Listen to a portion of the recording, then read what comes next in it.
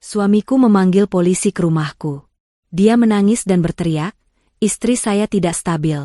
Dia berbahaya untuk anak-anak. Tangkap dia." Suamiku, ibu mertuaku, dan adik iparku sudah merencanakan ini semua. Mereka tidak tahu aku sudah siap. Aku hanya menatap polisi itu dan berkata, "Silakan masuk, Pak. Ada film pendek yang ingin kutunjukkan." Kebohongan mereka menguap seketika saat aku menekan tombol putar. Sebelum ceritanya dimulai, silahkan tulis di kolom komentar dari daerah mana saja teman-teman yang menonton cerita ini. Jangan lupa like dan subscribe agar channel ini bisa semakin berkembang dan bisa mempersembahkan cerita yang lebih menarik lagi. Zafia mengaduk sayur sop di panci dengan gerakan mekanis. Pukul 6 sore, aroma bawang putih dan kaldu ayam seharusnya membawa kehangatan di rumah itu, tapi yang Zafia rasakan hanya hawa dingin yang menusuk. Bukan dingin dari pendingin ruangan, tapi dingin dari tatapan mata dua wanita yang duduk di ruang keluarga. Ibu Sukma, ibu mertuanya, dan Laras, adik iparnya. Mereka menonton televisi dengan volume kencang, tapi Zafia tahu, telinga dan mata mereka selalu tertuju padanya. Menunggu kesalahan kecil, intonasi suara yang salah, atau masakan yang kurang garam. Hari ini adalah hari Rabu, jadwalnya sop ayam. Minggu lalu dia membuat sop buntut, Ibu Sukma mengeluh kolesterolnya naik. 2 minggu lalu dia membuat gulai, Laras bilang baunya membuat pusing. Sekarang, sop ayam bening pun terasa seperti pertaruhan nasib. Zafia. Suara Ibu Sukma menggelegar, memotong lamunan Zafia. Televisinya rusak lagi ini, gambarnya goyang-goyang. Zafia mematikan kompor. Dia mengelap tangannya di celemek yang sudah pudar warnanya. Dia berjalan ke ruang keluarga, tempat Ibu Sukma duduk bersandar seperti seorang ratu di singgasananya. Laras, di sofa seberang, sibuk dengan ponselnya, bibirnya mencibir. Zafia melihat ke arah televisi. Gambarnya baik-baik saja. "Tidak ada yang salah, Bu," kata Zafia pelan. "Tidak salah bagaimana?" Ibu Sukma membentak. "Matamu itu dipakai. Lihat, itu, bergaris." Zafia menelan ludah. Dia tahu ini bagian dari permainan. "Mungkin sinyalnya, Bu. Nanti juga kembali normal." "Sinyal, sinyal. Alasan saja." Laras akhirnya bersuara, matanya tidak lepas dari layar ponsel. "Bilang saja tidak becus. Mengurus rumah segini saja tidak bisa, apalagi mengurus televisi. Untung Mas Nolan sabar." Zafia mengepalkan tangannya di balik celemek. "Sabar." Kata itu terasa seperti duri. Nolan, suaminya, adalah alasan mengapa dia masih bertahan di rumah ini. Dulu, Nolan adalah pria yang lembut. Pria yang berjanji akan melindunginya. Tapi itu dulu. Bertahun-tahun lalu, sebelum mereka pindah ke rumah peninggalan orang tua Nolan, sebelum Ibu Sukma dan Laras ikut tinggal bersama mereka setelah ayah Nolan meninggal. Sekarang, Nolan adalah pria yang berbeda. Pria yang pulang kerja, mencium pipi ibunya, menepuk kepala adiknya, dan memberikan anggukan singkat padanya seolah dia adalah perabot lain di rumah itu. Pintu depan terbuka. Nolan pulang. Aroma parfumnya yang mahal mendahului langkah kakinya. "Aku pulang," katanya datar. "Mas Nolan." Laras langsung melompat, mematikan ponselnya. "Mas, lihat dong, Mbak Zafia masaknya." "Sudah, Laras," potong Nolan, tapi tidak ada ketegasan dalam suaranya. Dia melepaskan dasinya. Ibu Sukma bangkit dan mengambil alih tas kerja putranya. "Kamu pasti lelah, Nak. Ayo makan." Ibu tidak tahu apa yang dimasak Zafia hari ini, semoga saja bisa dimakan, kata Ibu Sukma. Nolan berjalan melewati Zafia yang masih berdiri mematung di dekat televisi. Tidak ada sapaan. Tidak ada sentuhan. Dia hanya berjalan melewatinya, seolah Zafia adalah udara. Zafia kembali ke dapur. Air matanya mengancam jatuh, tapi dia menahannya. Dia tidak boleh menangis. Menangis berarti memberi mereka kepuasan. Dia mulai menata meja makan. Dia meletakkan piring untuk Nolan, Ibu Sukma, Laras, dan 2 piring kecil untuk anak-anak mereka, Rian dan Dita, yang masih bermain di kamar. Hanya kehadiran anak-anak itulah yang menjadi kekuatannya. Makan malam berlangsung dalam keheningan yang menyesakkan. Hanya denting sendok dan garpu. Ibu Sukma mengambil sepotong ayam, mencicipinya, lalu meletakkannya kembali di piring. "Hambar," katanya singkat. Laras mengangguk setuju. Seperti masakan rumah sakit. Nolan tidak berkata apa-apa. Dia makan dengan cepat, matanya terpaku pada ponsel di sebelahnya. Zafia hanya menunduk, memakan nasinya tanpa lauk. Dia sudah kehilangan selera makan. Keesokan harinya, setelah Nolan berangkat kerja dan anak-anak pergi ke sekolah, Zafia memulai rutinitas bersih-bersihnya. Ibu Sukma dan Laras biasanya akan pergi berbelanja atau ke salon, menggunakan uang yang Zafia tahu adalah uang Nolan, yang seharusnya juga uangnya. Tapi Zafia tidak pernah memegang uang itu. Dia hanya menerima uang belanja harian yang dijatah ketat oleh Ibu Sukma. Hari ini, mereka berdua ada di rumah, duduk di teras, bergosip tentang tetangga. Pukul 11 siang, bel rumah berbunyi. Bukan tukang pos langganan. Seorang pria berseragam kurir formal, mengendarai sepeda motor dengan boks besar. "Permisi, dengan Ibu Zafia?" tanyanya sopan, memegang sebuah amplop coklat tebal berlogo sebuah firma hukum. "Saya sendiri," jawab Zafia, sedikit bingung. Ibu Sukma dan Laras menghentikan obrolan mereka.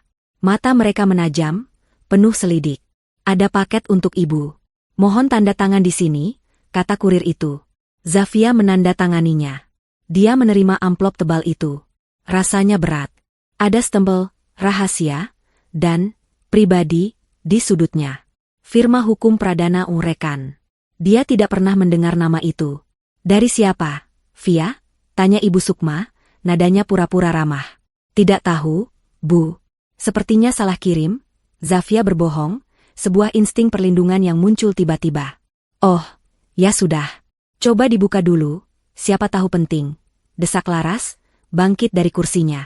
"Nanti saja. Saya mau selesaikan setrikaan dulu," kata Zafia, memeluk amplop itu erat-erat. Dia berjalan cepat ke kamarnya, mengabaikan tatapan tajam kedua wanita itu. Di dalam kamar, Zafia mengunci pintu. Jantungnya berdebar. Dia duduk di tepi tempat tidur dan merobek segel amplop itu dengan tangan gemetar. Di dalamnya ada tumpukan dokumen. Dia membaca surat pengantar di halaman pertama. Surat itu ditujukan kepadanya. Zafia binti, nama ayahnya. Surat itu dari seorang pengacara yang mewakili seorang kerabat jauh dari pihak ibunya. Kerabat yang bahkan Zafia tidak tahu ada. Nama kerabat itu disebut, tapi Zafia tidak mengenalnya. Kerabat itu baru saja meninggal dunia di luar kota. Dan bagian berikutnya membuat napas Zafia tercekat. Dia, Zafia, adalah satu-satunya ahli waris yang ditunjuk. Dia mewarisi seluruh aset milik almarhum. Tidak disebutkan jumlah uang. Yang tertulis hanya, seluruh aset bernilai tinggi, bergerak maupun tidak bergerak, atas nama. Zafia membaca ulang paragraf itu 3 kali. Warisan? Untuknya? Ini pasti kesalahan. Keluarganya bukanlah keluarga kaya. Ibunya sudah lama meninggal, dan beliau tidak pernah bercerita tentang kerabat kaya. Ini pasti penipuan. Seperti yang sering dikatakan Nolan. Dia sedang membolak-balik dokumen hukum yang tidak dia mengerti, mencari-cari di mana letak penipuannya, ketika dia merasakan hawa dingin di tengkuknya. Perasaan seperti sedang diawasi. Dia mendongak. Nolan berdiri di ambang pintu kamar mereka yang sedikit terbuka. Dia tidak tahu sudah berapa lama suaminya berdiri di sana. Nolan seharusnya ada di kantor. "Pulang cepat?" tanya Zafia, berusaha menyembunyikan getaran dalam suaranya. Dia buru-buru melipat surat itu. "Rapat dibatalkan," kata Nolan datar. Matanya tidak menatap Zafia. Matanya tertuju pada amplop coklat tebal dengan logo firma hukum di atas meja rias, tempat Zafia meletakkannya. "Surat apa itu?" "Bukan apa-apa," Zafia berbohong lagi. "Hanya tawaran kartu kredit." Nolan berjalan masuk. Dia tidak terlihat marah. Dia terlihat aneh. Terlalu tenang. Dia mengambil amplop itu. Zafia ingin merebutnya, tapi kakinya terasa berat. Firma hukum Pradana Urekan. Nolan membaca logo itu dengan suara pelan. "Sejak kapan penawaran kartu kredit pakai jasa firma hukum mahal?" Zafia tidak bisa menjawab. Dia hanya menunduk. Nolan menatap amplop itu sejenak. Lalu dia menatap Zafia. Ada kilatan aneh di matanya. Sesuatu yang Zafia tidak kenali. Bukan marah, bukan penasaran. Itu lebih mirip kepastian. Seolah dia sudah menduga sesuatu seperti ini akan datang. "Paling juga penipuan," kata Nolan, meletakkan kembali amplop itu. Tapi kali ini suaranya terdengar berbeda. Ada nada meremehkan yang disengaja. "Jangan bodoh, Zafia. Orang sepertimu mana mungkin dapat surat dari pengacara. Sudah, bakar saja surat sampah itu." Nolan lalu berbalik, melepas kemeja kerjanya, dan berjalan ke kamar mandi seolah tidak terjadi apa-apa. Zafia terduduk lemas di tempat tidur. Dia menatap punggung suaminya yang menghilang. Jantungnya berdebar semakin kencang, tapi bukan karena warisan itu, tapi karena reaksi Nolan. Nolan tidak terkejut. Dia tidak penasaran. Dia justru meremehkannya, menyuruhnya membakarnya. Seolah-akan, Nolan tahu isi surat itu, dan dia tidak ingin Zafia mengetahuinya.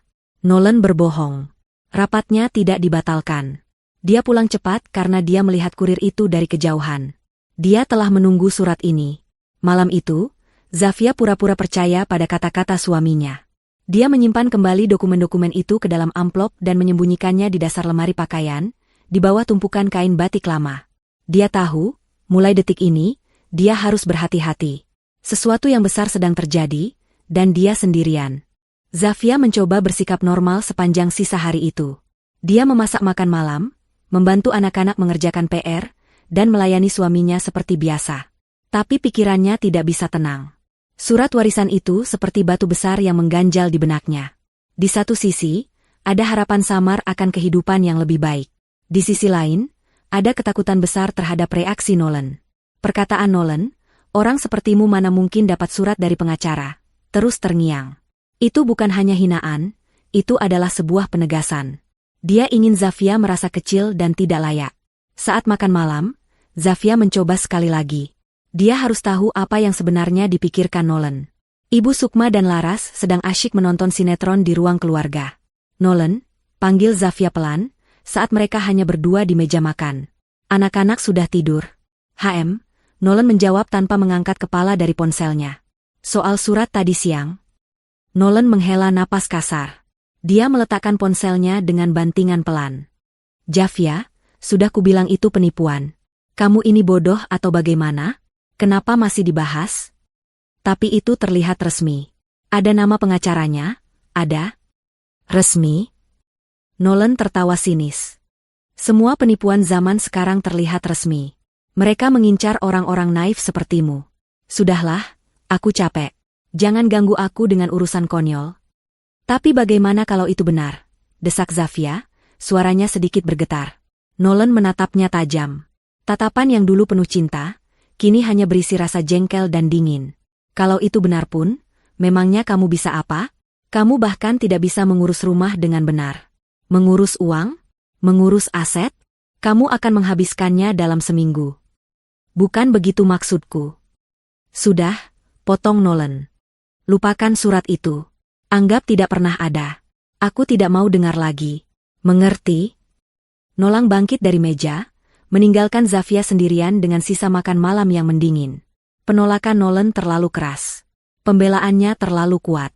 Dia bukan hanya tidak percaya, dia melarang Zafia untuk percaya. Zafia membereskan piring-piring itu dengan hati hancur. Dia merasa bodoh, tapi bukan karena surat itu. Dia bodoh karena masih berharap suaminya akan melindunginya. Kenyataannya, suaminya adalah orang pertama yang meremehkannya. Malam itu, Zafia tidak bisa tidur.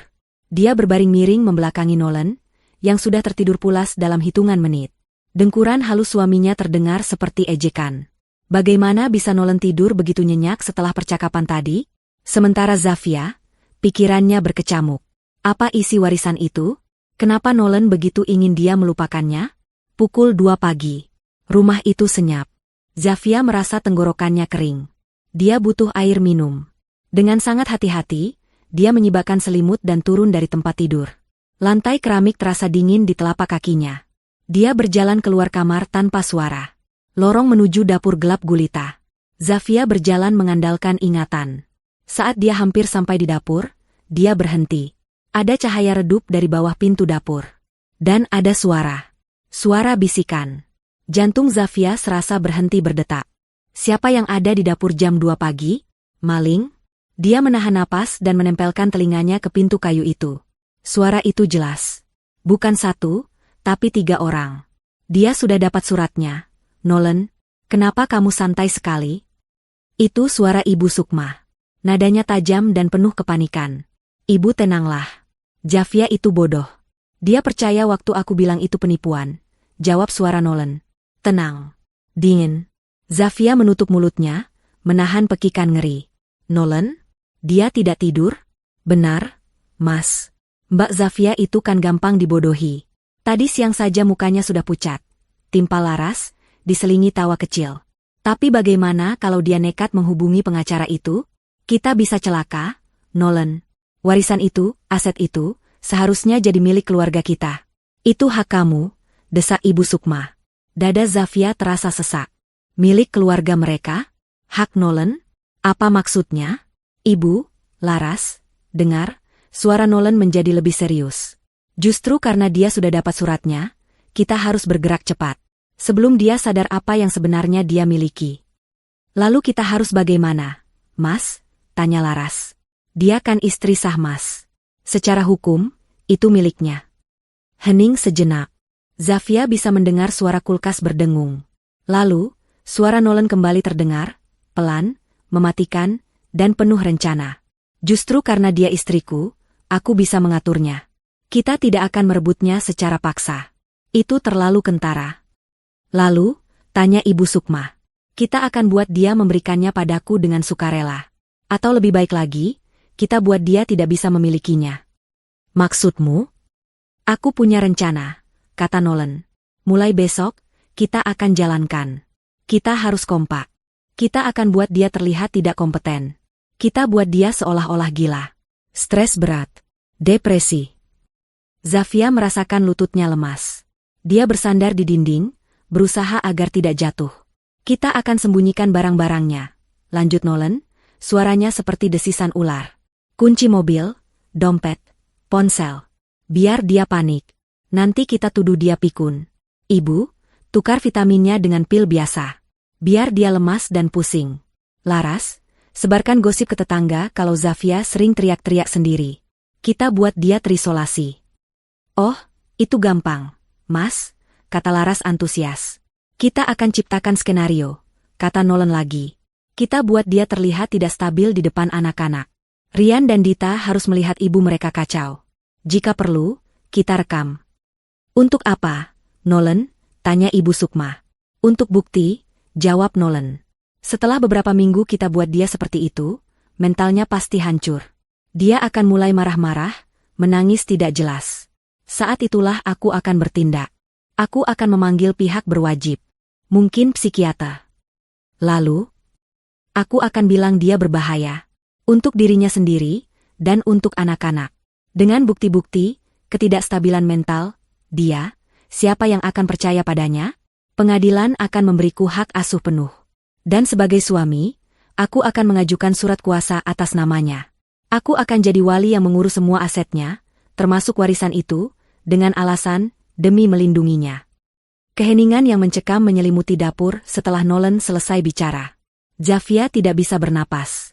Udara di sekitarnya seakan tersedot habis. Rencana itu begitu keji, begitu detail, begitu jahat.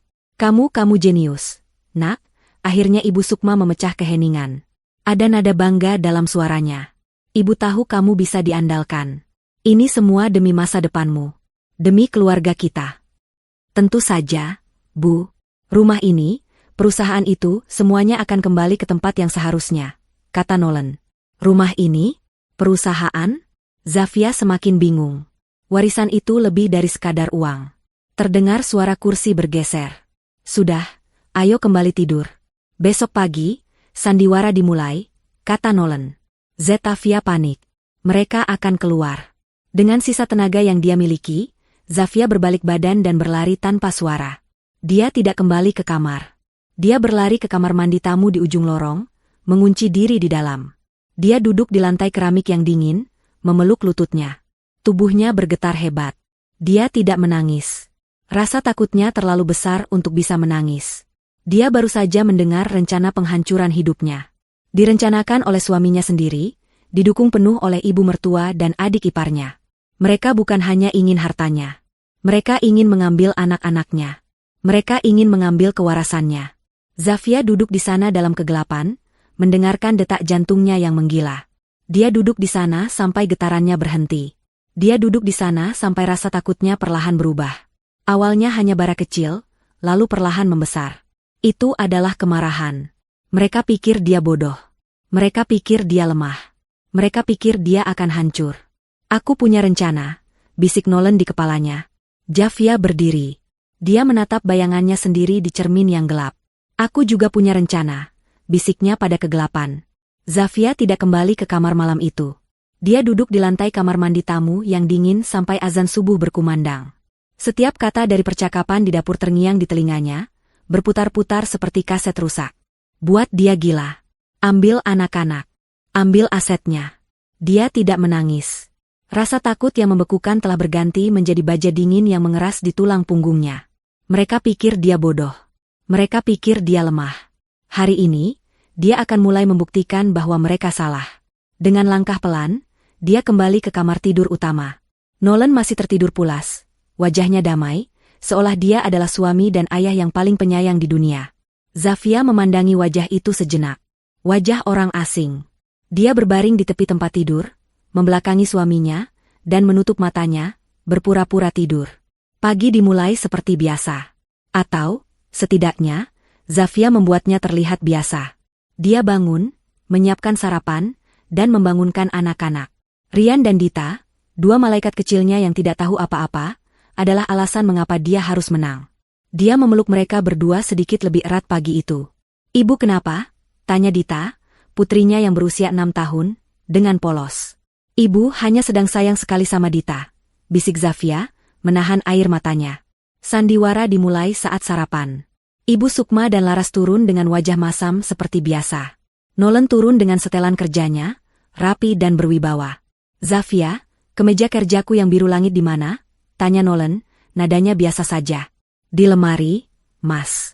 "Bagian paling kanan, sudah Ibu setrika," jawab Zafia sambil meletakkan nasi goreng di piring. "Sudah kucari, tidak ada," kata Nolan, mulai terdengar jengkel. "Ada, kok. Coba Mas cari lagi," Zafia bersikeras. "Kamu ini dibilangin tidak ada." Nolan membentak. Zafia tersentak, dan dia sengaja membuatnya terlihat nyata. Anak-anak langsung terdiam. Nolan pergi ke kamar. Beberapa saat kemudian, dia kembali sambil membawa kemeja itu. "Tuh, ada. Kamu yang tidak becus menyusunnya. Aku hampir terlambat." Zafia menunduk. "Maaf, Mas." Di dalam hatinya, dia berkata, permainan pertama dimulai, Nolan. Setelah Nolan dan anak-anak berangkat, Zafia memulai tugasnya. Dia sedang mencuci piring ketika Laras menghampirinya. "Mbak, nanti siang aku ada arisan. Tolong setrika gaun baruku, ya? Yang warna merah marun," kata Laras sambil menyerahkan gantungan baju.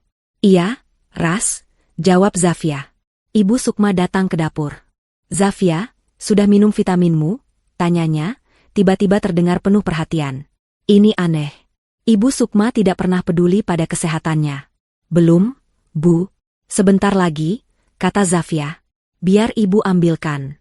Kamu selesaikan saja cucianmu itu." Ibu Sukma berjalan ke kamar Zafia. Beberapa saat kemudian, dia kembali dengan segelas air dan 1 butir kapsul vitamin yang biasa Zafia minum. Dia meletakkannya di meja. Zafia mengeringkan tangannya. Dia tahu ini adalah bagian dari rencana. Ini adalah pil placebo yang dibicarakan Nolan. Jantungnya berdebar, tapi dia harus meminumnya. Di depan Ibu Sukma, dia mengambil pil itu dan menelannya dengan sekali teguk.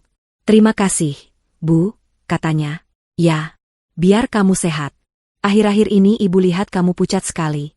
Sering bengong," kata Ibu Sukma, matanya mengawasi Zafia dengan tajam. "Sandiwara yang bagus, Ibu," batin Zafia. 1 jam kemudian, Zafia mulai merasa pusing.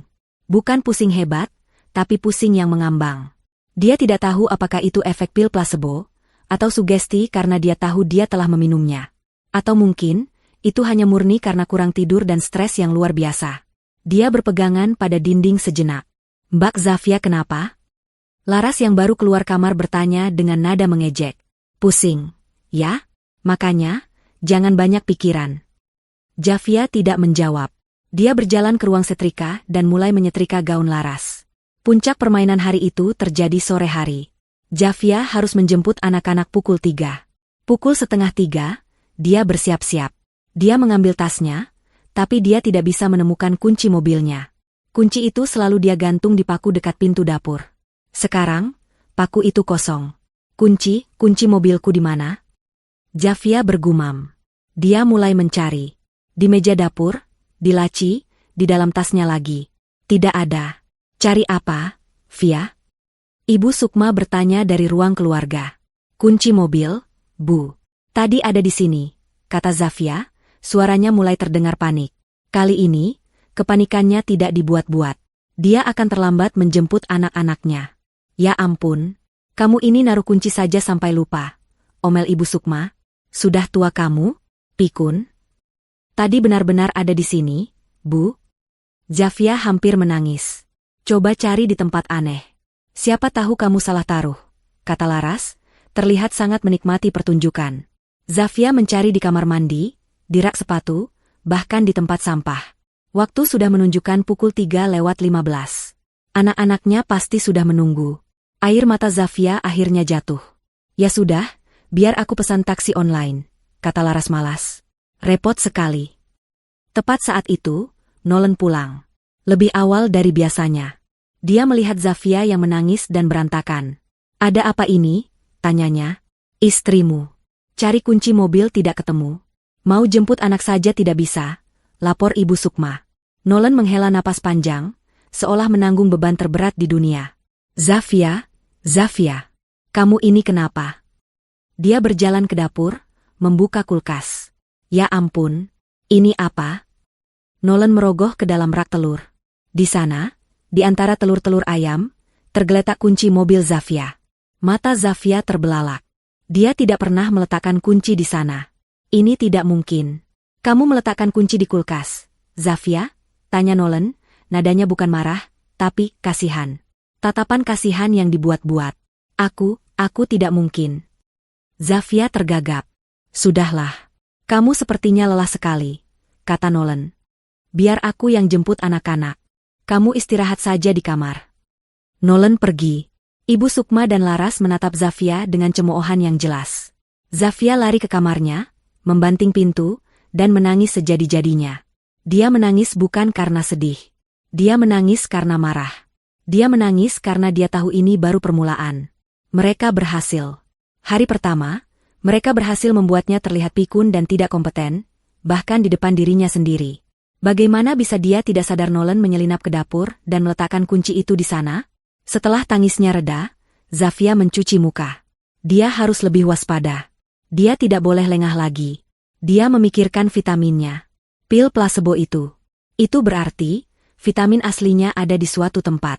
Mereka tidak akan membuangnya. Itu akan meninggalkan jejak. Mereka pasti menyembunyikannya. Dia menunggu. Menunggu sampai pukul 8 malam. Saat itu, Ibu Sukma dan Laras sedang kecanduan sinetron di ruang keluarga. Nolan sedang di ruang kerjanya. Zafia tahu dia punya waktu. Dia menyelinap keluar kamar. Dia tidak pergi ke kamar Ibu Sukma. Ibu mertuanya itu terlalu rapi, terlalu teliti. Dia pasti tidak akan menyimpannya di tempatnya. Targetnya adalah Laras. Laras ceroboh dan kamarnya berantakan. Zafia membuka pintu kamar Laras. Benar saja, kamar itu seperti kapal pecah. Baju kotor di lantai, bungkus makanan ringan di meja. Zafia mulai mencari.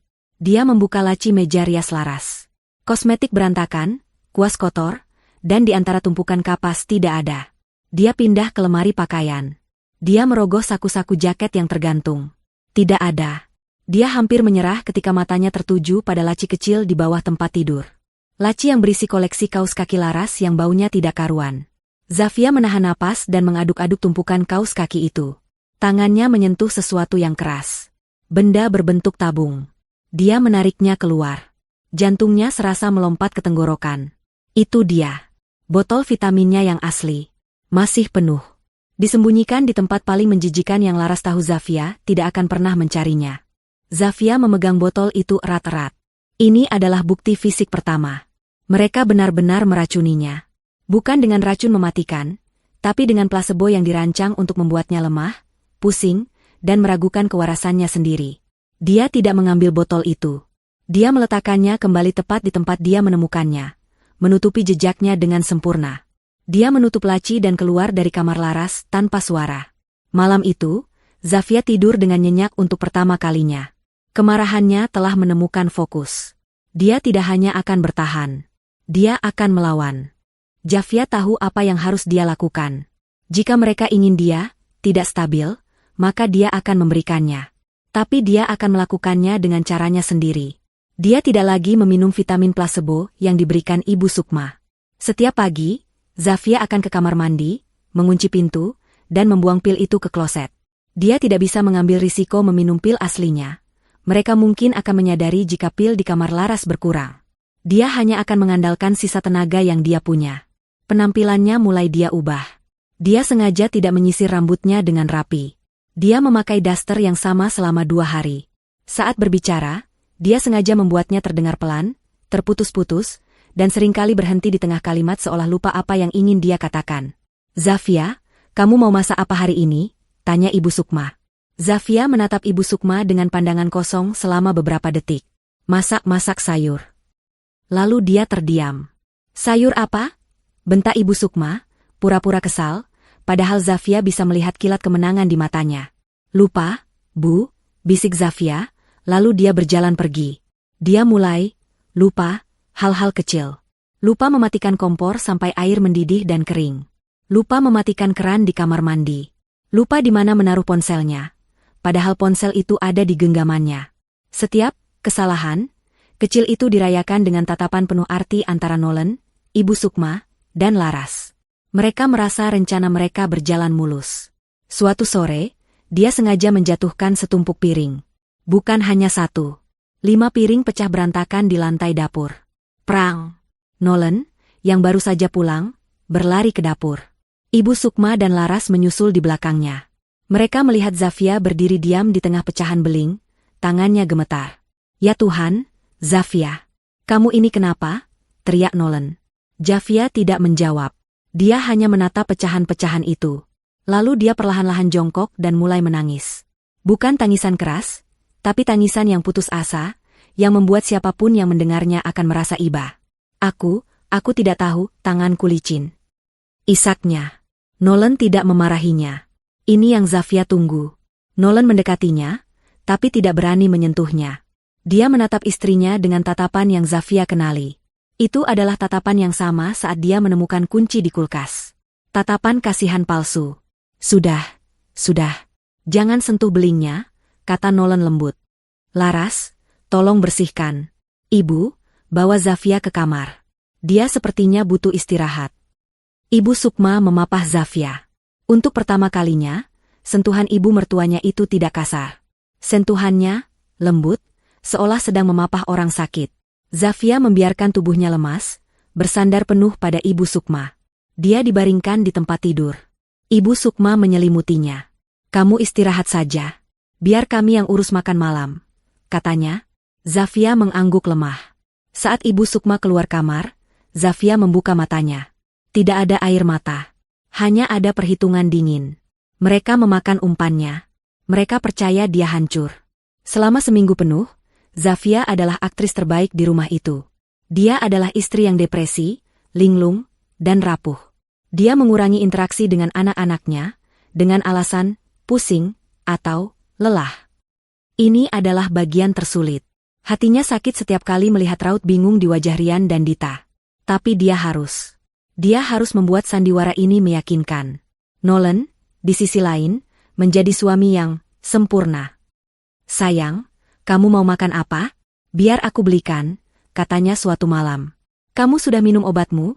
Tanyanya di lain waktu, merujuk pada vitamin plasebo yang sekarang dia sebut obat penenang. Zafia hanya menggeleng atau mengangguk.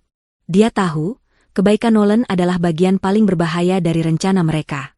Nolan sedang membangun citra sebagai suami yang sabar, yang merawat istrinya yang sakit jiwa. Hingga suatu malam, Nolan pulang kerja dengan sebuah kotak besar yang dibungkus rapi. Aku bawa sesuatu untukmu, kata Nolan, duduk di tepi tempat tidur. Zafia sedang pura-pura tidur. Dia membuka matanya perlahan. Apa ini, Mas? Hadiah, kata Nolan sambil tersenyum. Senyum yang tidak sampai ke matanya. Aku tahu kamu kesepian di kamar sendirian. Ibu bilang kamu sering diam. Nolan membuka kotak itu. Di dalamnya ada sebuah smart speaker pintar, berwarna putih gading. Ini speaker pintar. Kamu bisa ajak dia bicara. Minta putarkan musik yang menenangkan. Minta bacakan resep. Biar kamu ada teman, kata Nolan. Jantung Zafia berdebar. Hadiah. Nolan tidak pernah memberinya hadiah. Sejak kapan Nolan peduli dia kesepian? Sejak kapan Nolan ingin dia punya teman? Jangan bodoh, Zafia, batinnya. Ini bukan hadiah. Ini adalah alat. Tapi di luar, dia menampakkan wajah bingung. Speaker? Tapi, aku tidak mengerti cara pakainya. Gampang. Nanti aku ajarkan. Aku letakkan di sini, ya, kata Nolan. Dia meletakkan speaker itu di atas meja nakas, tepat di sebelah tempat tidur Zafia. Posisinya sempurna untuk mendengar segala sesuatu yang terjadi di kamar itu. Terima kasih, Mas, bisik Zafia, berusaha terdengar tulus. Nolan menepuk kepalanya. Cepat sembuh. Ya, aku, Ibu, dan Laras khawatir sekali. Malam itu, Zafia menunggu. Dia menunggu sampai jarum jam menunjukkan pukul 3 pagi. Dengkuran Nolan di sebelahnya terdengar teratur. Rumah itu senyap. Ini adalah jam kerjanya. Dia mengambil speaker pintar itu. Dia tidak membawanya ke kamar mandi. Terlalu berisiko. Dia membawanya ke dalam lemari pakaian. Dia menutup pintu lemari, menyalakan senter kecil dari ponselnya yang selalu dia sembunyikan di bawah bantal. Di dalam lemari yang pengap, di antara baju-baju suaminya, Zafia mulai bekerja. Dia ingat dia menyimpan satu set obeng kecil milik mainan Rian yang sudah rusak. Dia membawanya untuk berjaga-jaga. Tangannya gemetar. Kali ini bukan akting. Dia membuka penutup bagian bawah speaker itu. Ada 4 sekrup kecil. Dia membukanya satu persatu dengan hati-hati. Dia membuka casing speaker itu. Isinya penuh dengan papan sirkuit hijau, kabel-kabel rumit, dan magnet speaker yang besar. Zafia bukan ahli teknologi, tapi dia tahu dia mencari sesuatu yang janggal. Dia menyapu cahaya senternya pelan-pelan. Di sudut, dekat dengan sumber daya, ada sesuatu yang tidak terlihat seperti buatan pabrik. Sebuah modul hitam kecil, seukuran kancing baju. Ada slot kartu SIM kecil di sisinya, dan seutas kabel hitam tipis yang menjulur, tidak terhubung ke papan sirkuit utama, melainkan ditempelkan ke dekat lubang mikrofon speaker. Jantung Zafia serasa diremas. Itu dia. Penyadap. Alat sadap. Nolan tidak hanya ingin melihat dia gila. Dia ingin mendengarnya. Dia ingin merekamnya. Merekamnya saat bicara sendiri. Merekamnya saat menangis. Merekamnya saat mengigau. Dia ingin mengumpulkan bukti audio untuk membuktikan bahwa istrinya sudah tidak waras. Rasa mual naik ke tenggorokannya. Betapa kejinya pria yang tidur di sebelahnya ini. Zafia duduk terdiam di dalam lemari yang gelap. Dia memandangi alat sadap kecil itu. Dia bisa saja menghancurkannya. Melemparkannya ke kloset. Tapi apa gunanya? Nolan akan tahu dia ketahuan. Rencananya akan gagal. Tidak. Dia tidak akan menghancurkannya. Dia teringat percakapan di dapur. Hutang judi. Telinga Zafia berdengung. Dia teringat ucapan Nolan di bab 5 palsu di kepalanya. Hutang judiku akan lunas. Pikiran Zafia bekerja cepat. Nolan punya rahasia. Rahasia yang lebih besar dari sekadar warisan ini. Hutang. Mungkin hal lain. Di mana Nolan akan membicarakan rahasianya? Di ruang kerjanya. Zafia tersenyum dingin dalam kegelapan. Senyum yang menakutkan, bahkan untuk dirinya sendiri. Dengan sangat hati-hati, Zafia melepaskan alat sadap itu dari speaker. Dia membiarkan kabelnya utuh. Dia mengambil selotip 2 sisi dari laci mejanya, yang selalu dia simpan di saku daster. Dia merakit kembali speaker pintar itu. Menutupnya rapat-rapat. Tidak ada bekas. Dia meletakkannya kembali di meja nakas, seolah tidak pernah tersentuh. Alat sadap kecil itu kini ada di genggamannya. Hangat. Hidup. Zafia keluar dari kamar tidur. Dia berjalan tanpa suara di lorong yang gelap. Dia pura-pura pergi ke dapur untuk minum. Dia tahu, Nolan, Ibu Sukma, dan Lara sudah memasang kamera di beberapa titik. Dia harus terlihat alami. Saat kembali dari dapur, dia, sengaja, melewati ruang kerja Nolan. Pintunya tidak dikunci. Zafia masuk, berpura-pura hendak membersihkan sesuatu yang tumpah. Padahal, dia hanya butuh 10 detik. Dia merangkak ke bawah meja kerja Nolan yang besar dan berat. Meja kayu jati solid. Dia menempelkan alat sadap itu di bagian bawah meja, di tempat yang tersembunyi, di mana tidak ada yang akan melihatnya. Zafia keluar dari ruang kerja, kembali ke kamarnya, dan tidur. Pagi harinya, Nolan bertanya, bagaimana speakernya? Sudah kamu coba? Zafia menatap suaminya dengan mata yang dibuatnya sayu. Sudah, Mas. Musiknya tenang sekali. Nolan tersenyum puas. Dia tidak tahu, hadiah yang dia berikan untuk menjebak Zafia, kini telah menjadi telinga Zafia yang mendengarkan setiap rencana busuknya. Zafia tahu dia tidak punya banyak waktu. Alat sadap yang dia pasang di bawah meja Nolan adalah langkah pertama, tapi itu hanya memberinya suara. Dia butuh gambar. Dia butuh bukti visual yang tidak terbantahkan dari persekongkolan mereka. Dia butuh melihat mata mereka saat mereka merencanakan kejatuhannya. Untuk melakukan itu, dia butuh uang. Dan dia butuh keluar dari rumah. Selama bertahun-tahun, Zafia adalah seorang istri yang patuh. Tapi sebelum dia menikah, dia adalah wanita yang mandiri. Dia pernah bekerja sebagai asisten administrasi. Dia menabung. Saat dia menikah, Nolan memintanya berhenti bekerja. Ibu Sukma bersikeras bahwa tempat wanita adalah di rumah. Tapi Zafia, dengan firasat yang entah datang dari mana, tidak pernah menutup rekening bank lamanya. Dia memberitahu Nolan bahwa rekening itu sudah ditutup, tapi dia berbohong. Selama bertahun-tahun, dia diam-diam menyisihkan sisa uang belanja yang sangat sedikit, uang kembalian yang dia gelapkan dari jatah mingguan Ibu Sukma. Sedikit demi sedikit. Selain itu, ada sisa tabungan gajinya dulu. Jumlahnya tidak banyak, tapi cukup. Cukup untuk membeli senjata. Dia harus menciptakan alasan untuk keluar rumah sendirian. Pagi itu, dia melanjutkan aktingnya. Dia sengaja tidak mandi. Saat Ibu Sukma memanggilnya untuk sarapan, Zafia keluar kamar dengan rambut acak-acakan dan tatapan mata yang kosong. Dia berjalan ke meja makan, tapi bukannya duduk, dia malah mengambil segelas air dan menyiramkannya ke tanaman hias di sudut ruangan. ZF! Teriak Laras, kaget sekaligus geli. Tanaman ini haus. Gumam Zafia, lalu dia duduk dan mulai mencomot nasi dengan tangan, padahal ada sendok di depannya. Ibu Sukma dan Nolan saling berpandangan. Ada kilat kepuasan di mata mereka. Zafia menangkapnya. Mereka pikir dia sudah diambang kegilaan. Zafia, kamu jorok sekali, bentak Ibu Sukma. Zafia tidak bereaksi. Dia terus makan dengan tangan, perlahan, seolah tidak terjadi apa-apa. Nolan meletakkan sendoknya. Bu, sepertinya kondisi Zafia makin parah. Mungkin obatnya tidak cocok. Bukan tidak cocok. Dia memang sudah gila, sahut Laras. Jaga bicaramu, Laras, kata Nolan. Tapi nadanya tidak sungguh-sungguh. Zafia, kamu baik-baik saja. Zafia mendongak. Dia menatap Nolan. Lalu dia tersenyum.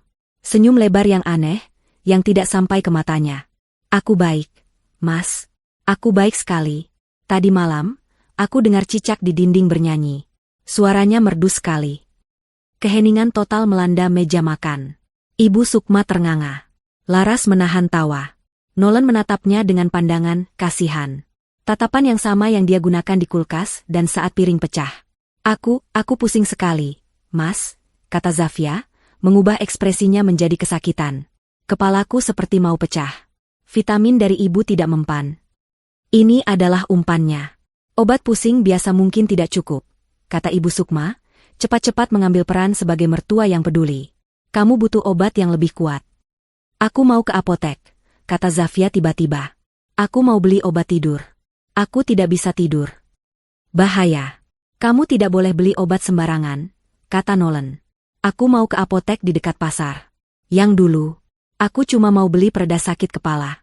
Aku butuh udara segar. Di rumah ini pengap, Zafia mulai terisak. Nolan, Ibu Sukma, dan Laras berpandangan. Zafia bisa membaca pikiran mereka. Membiarkan wanita yang tidak stabil pergi sendirian ke tempat umum, itu berisiko. Tapi, itu juga bisa menjadi bukti tambahan.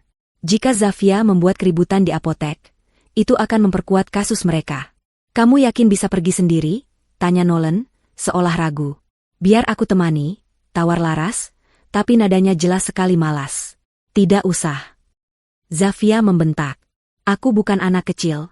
Aku bisa sendiri. Kalian semua jahat. Kalian mengurungku. Dia berteriak, lalu menangis histeris. Ini adalah pertunjukan terbaiknya. Sudah, kata Nolan, menenangkan.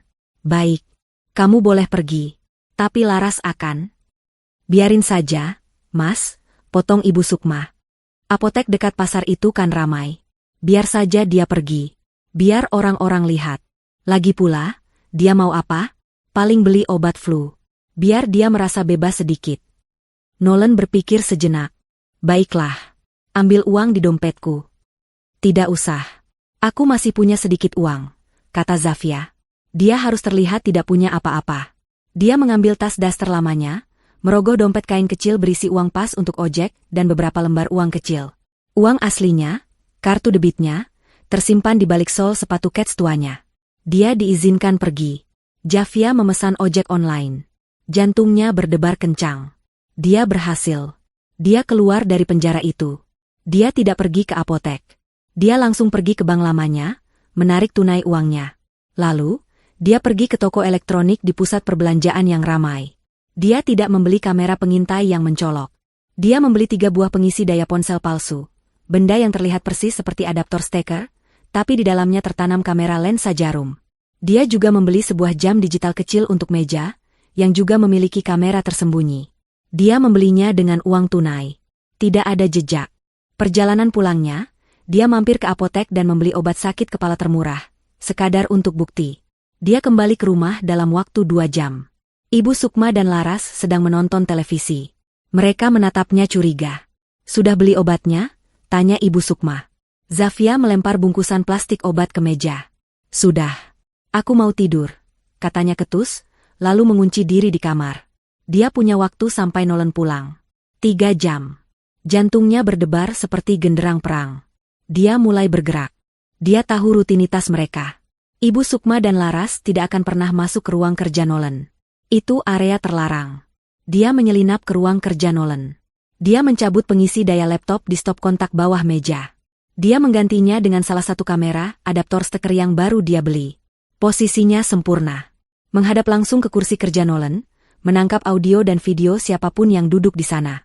Alat sadap yang dia pasang kemarin akan menjadi cadangan audio. Lalu, dia ke dapur. Ini lebih berisiko.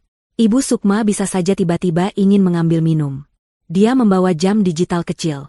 Dia meletakkannya di atas rak bumbu, di antara stoples-stoples tua. Benda itu terlihat alami di sana. Lensanya mengarah lurus ke meja makan dapur. Tempat, rapat tengah malam, mereka biasa diadakan. Yang terakhir, ruang keluarga. Ini yang paling sulit. Mereka ada di sana. Laras, teriak Zafia dari lorong. Ponselmu bunyi. Hah? Enggak, kok, sahut Laras, tapi dia tetap mengecek ponselnya. Mbak, di dapur ada tikus. Zafia berbohong lagi, kali ini pada Ibu Sukma. Ibu Sukma menjerit dan melompat dari sofa. Tikus? Di mana? Awas, usir. Dalam kekacauan singkat itu, saat Laras dan Ibu Sukma berlari ke dapur, Zafia berlari ke ruang keluarga. Dia mencabut pengisi daya ponsel Laras yang menancap di stop kontak dekat televisi. Dia menggantinya dengan kamera adaptor kedua. Selesai. Dalam 5 detik. Dia kembali ke kamar dan mengunci pintu. Dia berhasil. Ketiga kamera terhubung ke jaringan Wi-Fi rumah. Zafia mengaturnya menggunakan laptop tua yang dia simpan di dasar lemari, laptop yang dia bilang sudah rusak pada Nolan. Sekarang, dia hanya perlu menunggu. Dia melanjutkan perannya. Menjadi istri yang linglung, sedih, dan sedikit gila. Dia menghabiskan waktu di kamar. Dia sengaja berbicara sendiri. Mereka jahat. Mereka mau ambil anak-anakku. Tidak, tidak boleh, katanya, cukup keras agar terdengar jika ada yang menguping. Malam itu, dia memantau laptopnya dari balik selimut. Ibu Sukma dan Laras ada di ruang keluarga. Mereka sedang bergosip. Kasihannya, Mas Nolan. Punya istri gila, kata Laras. Hus, tapi memang benar. Ibu tidak tahu dia bisa separah itu. Mungkin kena guna-guna, kata Ibu Sukma. Zafia merekamnya. Tapi mangsa terbesarnya belum muncul. Nolan. Pukul 10 malam. Nolan masuk ke ruang kerjanya. Zafia menahan napas. Dia mengganti layar laptopnya ke monitor kamera ruang kerja. Jantungnya berdebar. Nolan duduk di kursinya. Dia tidak langsung bekerja. Dia mengeluarkan ponsel kedua. Ponsel yang tidak pernah Zafia lihat. Dia menelepon seseorang. Zafia memaksimalkan volume di earphone-nya. Ya, halo? Ini aku, kata Nolan. Suaranya pelan dan tegang. Aku butuh waktu. Aku belum dapat uangnya. Hening sejenak. Nolan mendengarkan. Aku tahu aku janji minggu ini. Tapi ada masalah sedikit. Nolan mulai panik. Dengar, beri aku waktu seminggu lagi. Istriku, dia baru dapat warisan besar. Jantung Zafia berhenti berdetak. Ya, besar? Aku tidak tahu pastinya, tapi ini besar. Cukup untuk melunasi semuanya. Rumah, perusahaan, semuanya. Nolan mengusap wajahnya. Masalahnya, dia agak tidak stabil. Aku sedang mengurusnya. Aku harus membuatnya tidak kompeten dulu, baru aku bisa ambil alih asetnya. Orang di seberang telepon sepertinya berteriak. Bukan itu masalahnya, bentak Nolan. Dengar, hutang judiku akan lunas setelah aku mendapatkan warisan istriku. Ya, besok aku akan panggil polisi. Aku akan bilang dia mengancam anak-anak. Zafia menutup mulutnya. Hutang judi. Ya, besok. Besok lusa paling lambat, kata Nolan. Aku akan urus dia. Setelah itu, aku akan cairkan asetnya dan bayar kalian semua. Termasuk bunganya. Ya, oke. Terima kasih. Nolan menutup telepon. Dia duduk terdiam selama beberapa menit, menatap ke dinding. Lalu dia menarik napas panjang, mematikan ponsel rahasianya, dan keluar dari ruang kerja. Zafia gemetar di balik selimutnya. Dia tidak gemetar karena takut. Dia gemetar karena marah. Dia punya rekamannya. Hutang judiku akan lunas setelah aku mendapatkan warisan istriku. Dia punya semuanya.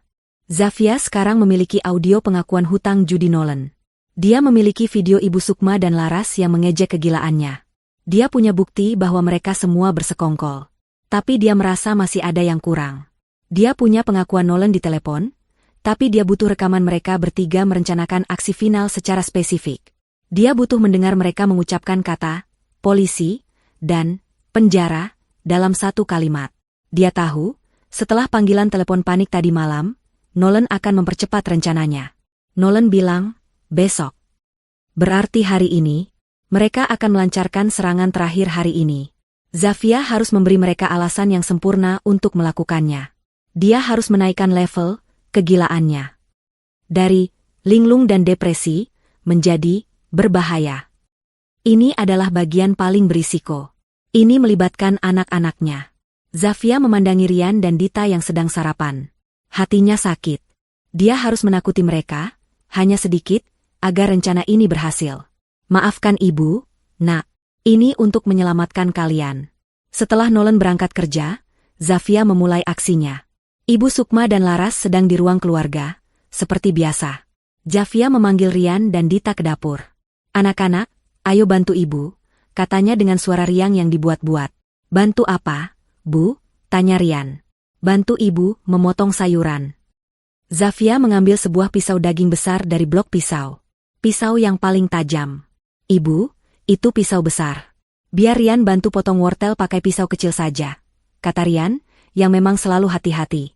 Tidak, kata Zafia, matanya dibuat melotot. Kita harus pakai pisau ini. Pisau ini, suka sekali sama wortel. Rian dan Dita saling berpandangan. Mereka mulai takut. Ibu aneh, bisik Dita. Aneh? Zafia tertawa. Tawa yang tinggi dan melengking. Dia mengangkat pisau itu. Tidak ada yang aneh, sayang. Ayo, potong. Pot. Tiba-tiba, dia berhenti. Dia membeku. Matanya menatap lurus ke dinding. Pisau itu masih terangkat di tangannya. Dia mematung, hanya bergumam pelan. Tidak bisa. Mereka lihat. Mereka selalu lihat. Pergi. Ibu? Rian mengguncang lengan Zafia. Ibu. Zafia tersentak. Dia menatap Rian seolah baru pertama kali melihatnya. Lalu dia menatap pisau di tangannya. Pergi. Zafia berteriak. Pergi dari sini. Anak-anak menjerit ketakutan dan berlari keluar dapur, menangis. Ibu. Nenek. Tante. Ibu jadi monster. Teriak Dita sambil menangis. Laras dan Ibu Sukma berlari ke dapur. Mereka melihat Zafia yang berdiri sendirian, masih memegang pisau daging, dengan tatapan kosong. Apa yang kamu lakukan pada anak-anak? Bentak Ibu Sukma. Zafia menoleh perlahan ke arah mereka. Dia tersenyum. Senyum yang sama seperti saat sarapan. Aku hanya bermain. Laras segera mengeluarkan ponselnya dan menelepon Nolan. Mas Nolan, kamu harus pulang sekarang. Gawat, Mbak Zafia, dia tadi mengancam anak-anak pakai pisau. Zafia bisa mendengar Laras melebih-lebihkan ceritanya. Bagus. Sesuai rencana. Aku tidak sengaja. Zafia menjatuhkan pisaunya. Klang. Suaranya memekakkan telinga. Dia terduduk di lantai, memeluk lututnya, dan mulai menangis histeris. Dia tahu kamera jam digital di rak bumbu merekam semuanya. Nolan pulang 1 jam kemudian. Wajahnya pucat dan marah. Laras dan Ibu Sukma langsung menyerbunya dengan cerita versi mereka. Zafia mengunci diri di kamar. Dia mendengar Nolan mencoba menenangkan anak-anak. Dia mendengar Nolan berkata, "Tidak apa-apa, Nak. Ibu hanya sedang sakit. Ayah akan urus." Malam itu, Zafia berpura-pura tidur lebih awal. Dia menelan vitamin placebo yang diberikan Ibu Sukma dengan patuh, lalu pura-pura terlelap. Dia tahu, malam ini adalah malam penentuan. Pukul 11 malam. Zafia, di balik selimutnya, sedang menatap layar laptopnya. Dia memakai earphone. Dia melihat Nolan keluar dari kamar. Dia berjalan ke dapur. Zafia langsung mengganti monitornya ke kamera jam digital dapur. Benar saja. Beberapa menit kemudian, Ibu Sukma dan Laras menyusul. Mereka duduk mengelilingi meja makan. Rapat perang terakhir telah dimulai. "Kamu yakin ini satu-satunya cara, Nolan?" tanya Ibu Sukma. Suaranya terdengar ragu untuk pertama kalinya. Mungkin adegan pisau tadi sedikit terlalu nyata untuknya. "Satu-satunya cara, Bu," kata Nolan tegas. "Laras sudah merekam tangisan anak-anak tadi. Aku sudah bicara dengan pengacaraku. Kita punya alasan kuat untuk melindunginya." "Apa rencananya, Mas?" tanya Laras, terdengar tidak sabar. Nolan menarik napas. "Besok pagi, kita akan panggil polisi." Zafia menahan napas. "Ini dia." "Polisi?" ulang Ibu Sukma, kaget. "Bukan psikiater? Kita butuh dia diambil paksa. Kalau psikiater, dia bisa menolak. Tapi kalau polisi, dia tidak bisa. Kita akan bilang dia mengamuk. Dia berbahaya," jelas Nolan. "Bagaimana caranya?" tanya Laras. "Besok pagi, aku akan sengaja memancingnya. Aku akan bilang aku mau bawa anak-anak pergi," kata Nolan. "Dia pasti mengamuk. Saat itulah, Ibu harus berakting." "Akting apa?" Ibu pura-pura didorong oleh Zafia. "Ibu harus jatuh. Bilang pinggang Ibu sakit. Bilang Zafia menyerang Ibu," kata Nolan. "Tapi itu berbohong, Nolan," kata Ibu Sukma. "Ibu." Nolan menggebrak meja pelan. "Ini demi keluarga kita. Ibu mau hutang judi ayah yang dulu menumpuk itu ditagih ke kita? Ibu mau rumah ini disita?" Zafia tertegun. "Hutang judi ayah? Jadi ini bukan hanya hutang Nolan? Ini masalah warisan keluarga? Ibu tidak tahu kalau hutang ayahmu. Ayah tidak pernah melunasinya. Aku yang menanggungnya," potong Nolan. "Dan warisan Zafia itu, rumah ini, perusahaan itu, semuanya terkait. Aku tidak bisa jelaskan sekarang. Intinya, kita harus dapatkan warisan itu, atau kita semua hancur." Wajah Ibu Sukma mengeras. Keraguannya hilang. "Baik. Ibu akan lakukan. Apa yang harus Ibu lakukan?" "Jatuh. Berteriak yang kencang," kata Nolan. "Laras, tugasmu adalah memeluk anak-anak. Bawa mereka ke sudut. Buat mereka terlihat ketakutan. Bilang pada mereka ini hanya permainan, tapi mereka harus menangis." "Siap, Mas," kata Laras. "Dan aku," kata Nolan, "aku akan menelepon polisi di depannya. Aku akan berakting sebagai suami yang ketakutan, yang panik, yang berusaha melindungi keluarganya dari istri yang tidak stabil. Aku akan bilang dia berbahaya. Aku akan bilang dia mengancam anak-anakku. Aku akan minta mereka menangkapnya." "Menangkapnya?" bisik Ibu Sukma. "Menangkapnya. Membawanya ke rumah sakit jiwa. Apapun itu, asal dia keluar dari rumah ini. Setelah dia dinyatakan tidak kompeten secara mental, aku akan mengajukan hak asuh penuh dan surat kuasa darurat atas semua asetnya. Pengacara bilang, dengan bukti-bukti yang kita punya, dia pikun, dia main pisau, dia menyerang Ibu, semuanya akan selesai dalam 48 jam. Lalu warisan itu jadi milik kita?" tanya Laras. "Jadi milik kita," tegas Nolan. Mereka bertiga duduk terdiam, puas dengan rencana mereka. Di kamarnya, Zafia tidak bergeming. Air matanya mengalir deras, tapi tanpa suara. Dia tidak menangis karena takut. Dia menangis karena pengkhianatan yang begitu dalam. Mereka akan menggunakan anak-anaknya. Mereka akan memfitnahnya. Mereka akan mengambil segalanya. Dia menekan tombol rekam di laptopnya, memastikan setiap detik dari percakapan itu tersimpan. Rapat itu bubar. Nolan, Ibu Sukma, dan Laras kembali ke kamar masing-masing. Rumah itu kembali senyap. Zafia tidak tidur. Dia menghabiskan sisa malam itu dengan bekerja. Dia mengunduh semua file video dan audio dari ketiga kamera dan alat sadap.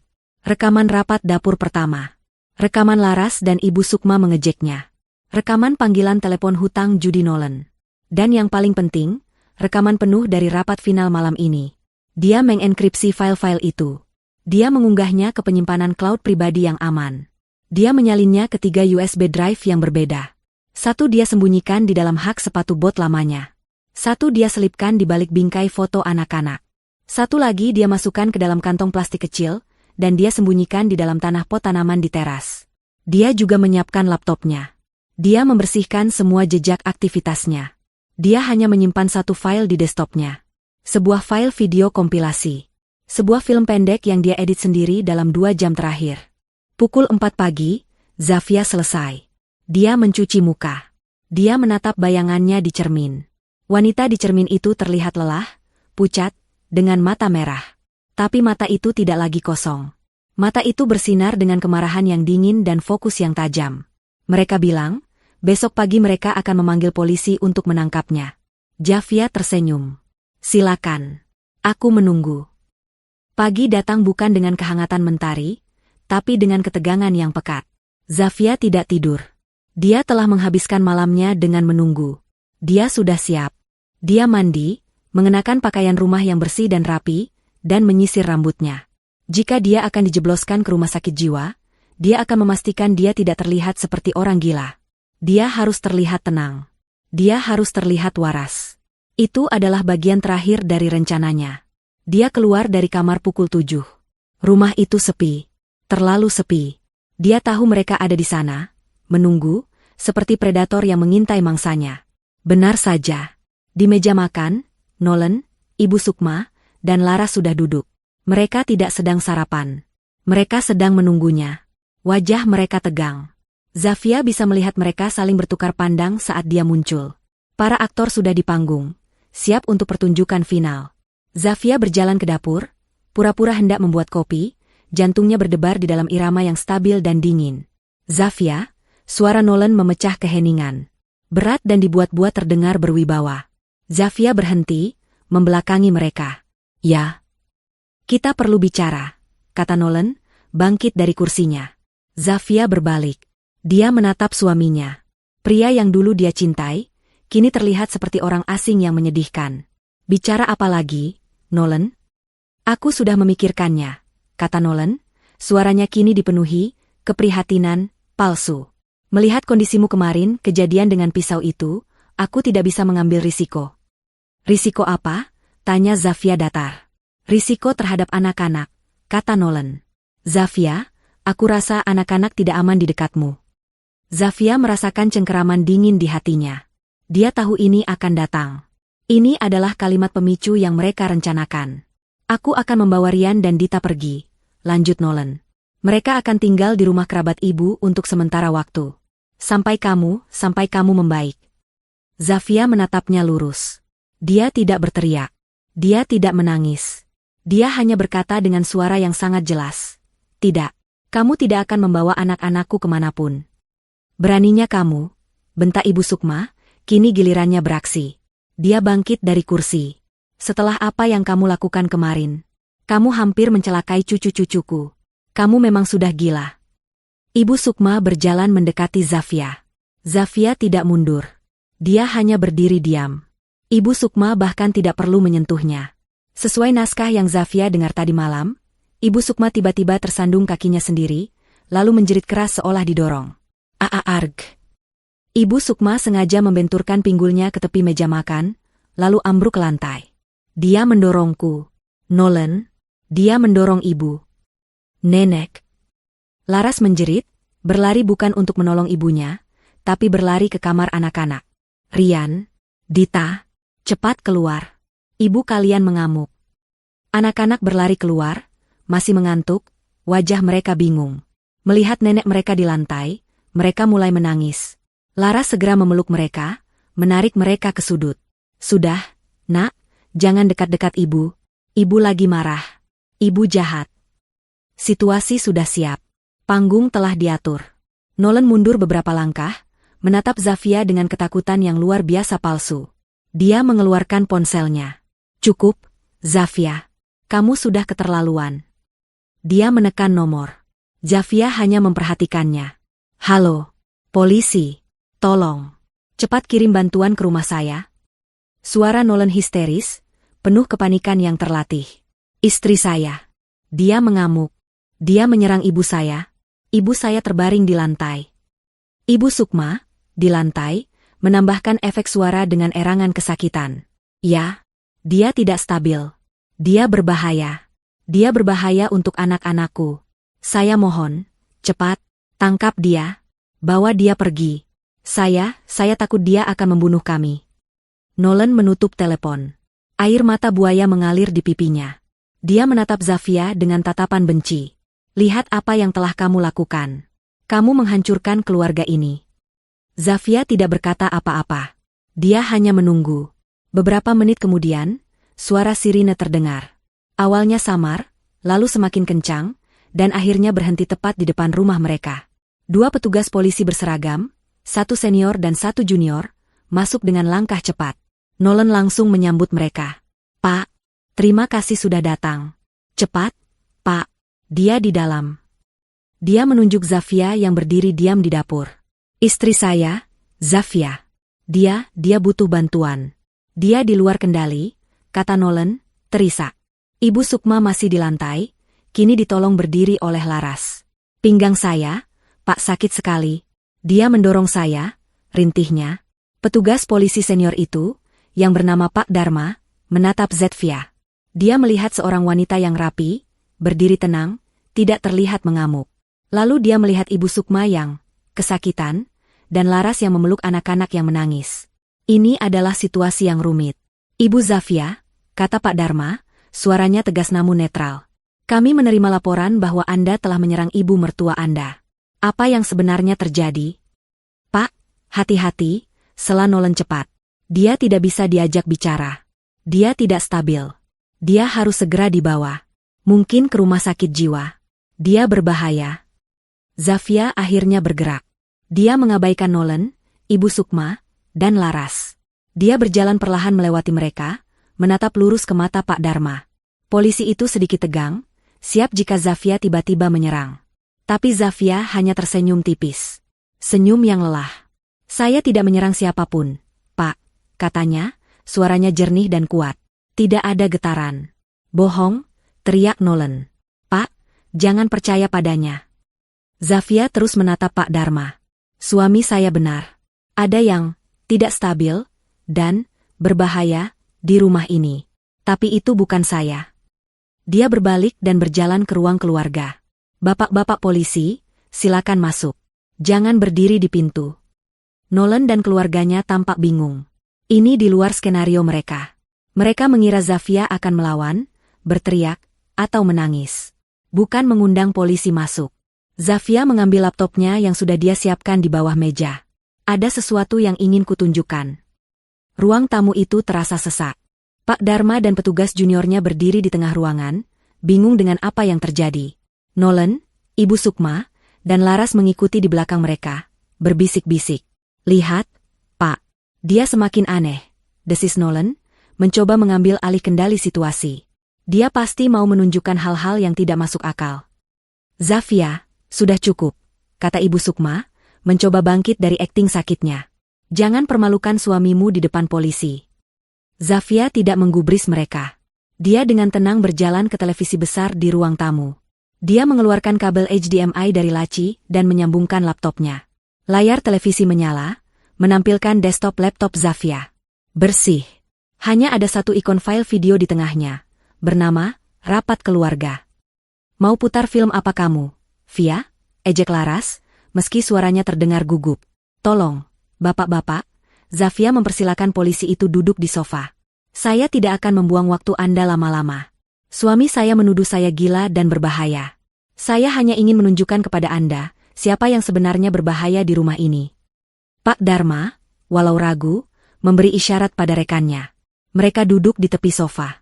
Mereka harus menyelidiki ini secara menyeluruh. Nolan, Ibu Sukma, dan Laras berdiri kaku di dekat pintu. Wajah mereka mulai menunjukkan kepanikan. Zafia mengarahkan kursor ke file itu dan menekan tombol, putar. Video pertama muncul. Layar terbagi menjadi dua. Satu dari kamera jam digital di dapur, satu lagi dari kamera adaptor di ruang tamu. Video itu menunjukkan Ibu Sukma dan Laras sedang bersantai. Terdengar suara Laras dari video, "Kasihan ya, Mas Nolan. Punya istri gila." Lalu suara Ibu Sukma, "Hus. Tapi memang benar. Ibu tidak tahu dia bisa separah itu. Mungkin kena guna-guna." Wajah Laras dan Ibu Sukma di ruang tamu langsung pucat. Itu editan. Rekaman palsu, pekik Laras. "Kita lanjutkan," kata Zafia tenang. Dia memutar file berikutnya. Layar menjadi hitam, hanya ada suara. Ini adalah rekaman dari alat sadap di bawah meja kerja Nolan. Terdengar suara Nolan, tegang dan marah. Aku tahu aku janji minggu ini. Beri aku waktu seminggu lagi. Istriku, dia baru dapat warisan besar." Nolan terhuyung mundur seolah ditinju. Dari mana kamu dapat itu?" Zafia tidak menjawab. Dia membiarkan rekaman itu terus berbicara. Suara Nolan di rekaman, "Ya, besar. Cukup untuk melunasi semuanya. Ya, hutang judiku akan lunas setelah aku mendapatkan warisan istriku. Ya, besok aku akan panggil polisi. Aku akan bilang dia mengancam anak-anak."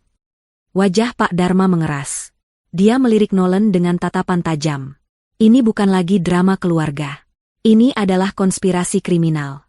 "Dan sekarang," kata Zafia, suaranya bergetar karena amarah yang tertahan. "Film utamanya.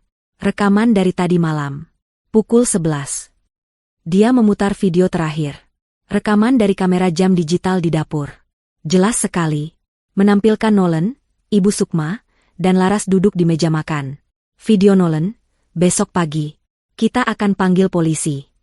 Video Ibu Sukma, "Polisi? Bukan psikiater." Video Nolan, "Kita butuh dia diambil paksa. Ibu harus berakting."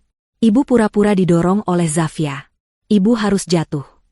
Video Ibu Sukma, "Baik. Ibu akan lakukan." Video Nolan, "Laras, tugasmu adalah memeluk anak-anak. Buat mereka terlihat ketakutan." Video Laras, "Siap, Mas." Video Nolan, "Dan aku akan menelepon polisi di depannya. Aku akan berakting sebagai suami yang ketakutan. Aku akan bilang dia berbahaya. Aku akan minta mereka menangkapnya." Video itu terus berjalan, membeberkan setiap detail rencana keji mereka. Di ruang tamu, keheningan yang terjadi begitu mencekam. Ibu Sukma ambruk lantai, kali ini bukan akting. Dia pingsan. Laras menjerit histeris dan terduduk lemas, menangis sejadi-jadinya. Nolan tidak bergerak. Wajahnya pucat seperti mayat. Dia menatap layar, lalu menatap Zafia. Matanya menyiratkan kebencian, keterkejutan, dan kekalahan total. Zafia menekan tombol, stop. Laptopnya kembali ke desktop. Dia berbalik menghadap polisi, yang kini berdiri dengan wajah merah pada menahan amarah. "Jadi, Pak Dharma," kata Zafia pelan. "Seperti yang bisa Anda lihat, rencana mereka sangat rapi. Mereka bahkan sudah latihan akting. Ibu Sukma yang malang itu, akting jatuhnya sangat bagus, bukan?" Pak Dharma tidak bisa berkata-kata sejenak. Dia menarik napas dalam-dalam. "Nolan," panggilnya, suaranya berat dan menggelegar. Nolan tersentak. "Anda," kata Pak Dharma, menunjuk Ibu Sukma yang pingsan dan Laras yang menangis. "Kalian semua ditahan atas tuduhan membuat laporan palsu, persekongkolan untuk melakukan penipuan, dan pencemaran nama baik. Dan khusus untuk Anda, Tuan Nolan, kami akan selidiki juga soal hutang judi yang Anda sebutkan." "Tidak, Pak, Anda tidak bisa. Dia menjebak kami," teriak Nolan, akhirnya menemukan suaranya. Dia mencoba lari ke Zafia. "Kamu, dasar wanita licik." Petugas junior dengan sigap menahannya. Pak Dharma mengeluarkan borgol. "Anda punya hak untuk diam. Bawa mereka." "Ibu, bangun, Bu." Laras menjerit-jerit saat diborgol. Petugas membangunkan Ibu Sukma yang setengah sadar dan ikut memborgolnya. Saat mereka digiring keluar, melewati para tetangga yang kini berkumpul di depan rumah, Nolan menatap Zafia dengan pandangan membunuh. Kamu akan membayar ini, Zafia. Kamu akan membusuk sendirian. Zafia hanya menatapnya dari ambang pintu. Kalian yang akan membusuk di penjara. Keluar dari rumahku. Saat mobil polisi pergi membawa 3 penjahat itu, Zafia menutup pintu. Rumah itu tiba-tiba terasa sunyi. Rian dan Dita, yang ketakutan, berlari memeluknya. Zafia memeluk mereka erat, air matanya akhirnya tumpah. Tepat saat itu, bel pintu berbunyi lagi. Zafia mengira polisi itu kembali. Dia membuka pintu. Seorang pria rapi berjas, membawa koper kulit, berdiri di sana. Permisi, kata pria itu sopan. Apa benar ini kediaman Ibu Zafia? Saya Bintara, dari firma hukum Pradana Rekan. Saya datang untuk membahas detail warisan Anda. Zafia menatap pria itu, lalu menatap anak-anaknya. Babak baru dalam hidupnya baru saja akan dimulai. Silakan masuk, Pak. Pria itu, Pak Bintara, melangkah masuk dengan hati-hati. Dia seorang pria berusia akhir 40-an dengan tatapan mata yang tajam dan tenang. Dia melihat kekacauan di ruang tamu, sisa-sisa drama yang baru saja terjadi. Pak Dharma, petugas polisi itu, belum pergi. Dia merasa berkewajiban untuk memastikan Zafia aman. Maaf, apa saya datang di waktu yang tidak tepat, Bu Zafia? Tanya Pak Bintara, suaranya profesional. Anda datang di waktu yang paling tepat, Pak, jawab Zafia. Dia menunjuk ke Pak Dharma. Ini Pak Dharma. Beliau baru saja membantu saya menyelesaikan masalah. Pak Dharma mengulurkan tangan. Dharma, dari kepolisian. Sepertinya Ibu Zafia akan sangat membutuhkan jasa Anda, Pak pengacara. Zafia mempersilakan keduanya duduk. Untuk pertama kalinya dalam bertahun-tahun, dia merasa menjadi tuan rumah di rumahnya sendiri. Dia berjalan ke dapur dan membuatkan minum untuk mereka berdua, dan untuk dirinya sendiri. Tangannya sedikit gemetar, bukan karena takut, tapi karena adrenalin yang mulai mereda.